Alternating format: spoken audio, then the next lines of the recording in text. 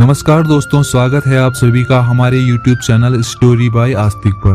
दोस्तों, इंसान को प्रेम होने में क्षण भर भी नहीं लगता है, लेकिन उसी प्रेम को सही अंजाम तक पहुंचाने में इंसान की ताउम्र निकल जाती है। कुछ ऐसी ही प्रेम कहानियां अपने उत्तराखंड में भी हुई हैं, जो हर किसी को रोमांचित करती हैं, जैसे गज्जू मलारी, राजूला मालुसाई, जीतू भरणा, रामी बोरानी इत्यादि। दोस्तों, गज्जू मलारी एवं रामी बोरानी की प्रेम कहानी हमारे चैनल पर उपलब्ध है। यदि आपने अभी तक नहीं सुनी तो प्लीज प्लेलिस्ट में जाकर आप सुन सकते हैं। दोस्तों, आज मैं आप लोगों के लिए एक और रोमांचित करने वाली प्रेम कहानी नरू बिजोला की प्रेम कहानी लेकर आया हूं, जो आज भी देवभूमि उत्तराखंड की फिजाओं में गूंजती है।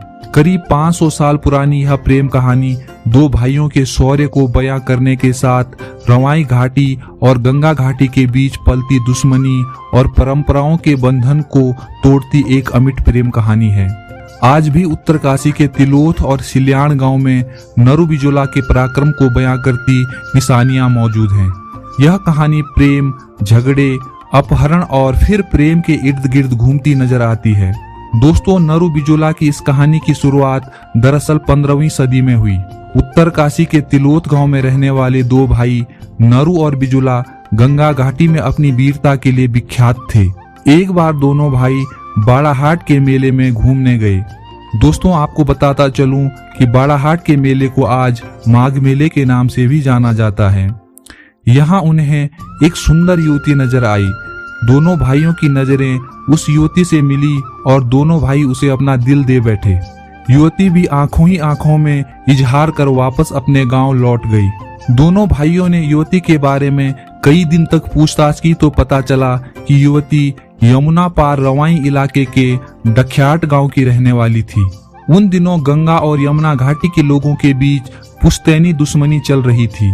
दोनों पक्षों में रोटी बेटी का संबंध नहीं होता था, मगर दोनों भाइयों ने इसकी परवाह किए बिना डख्याट गांव पहुंचकर युवती का अपहरण कर उसे तिलोथ लेकर आ गए।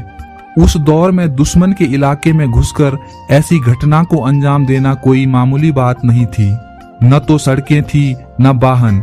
इसके बावजूद दोनों भाइयों ने बड़ी चतुराई और बहादुरी से इस कार्य को अंजाम दिया। इधर जब डख्याट गांव से युवती के अपहरण की खबर फैली तो यमुना घाटी रवाई के कई गांव के लोग इकट्ठा हो गए। उन्हें गंगा घाटी वालों का यह दुस्साहस कतई नागवार गुजरा।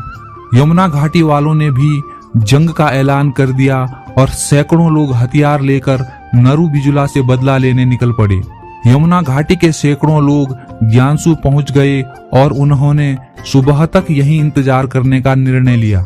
नदी पार रवाई के लोगों के जमा होने की सूचना मिलते ही नरू और बिजोला ने अपने गांव के लोगों को अन्न धन समेत गुप्त तरीके से डुंडा के अदालका गांव की ओर रवाना कर दिया। सुबह दोनों भाइयों ने गंगा नदी पर बने झूला पुल को भी काट डाला।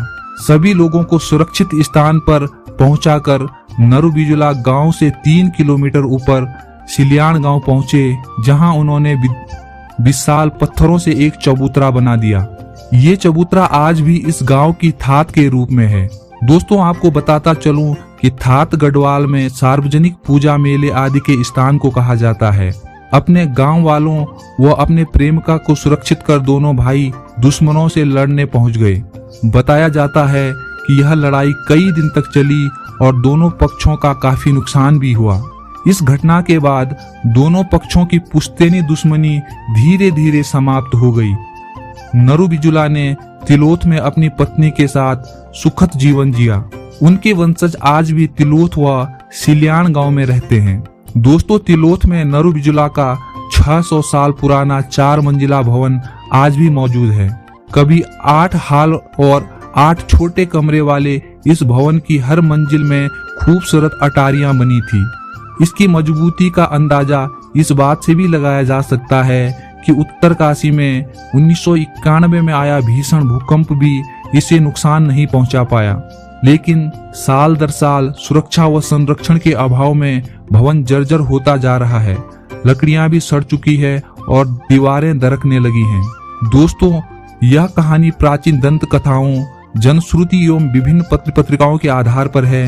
यदि कोई गलती हो तो कमेंट के माध्यम से जरूर अवगत कराएं ताकि उचित संशोधन किया जा सके। दोस्तों, कहानी को लाइक और शेयर कर देना और चैनल पर नए हों तो प्लीज सब्सक्राइब कर लेना ताकि आगे आने वाली कहानी का अपडेट आपको मिल सके। धन्यवाद। जय देवभूमि। जय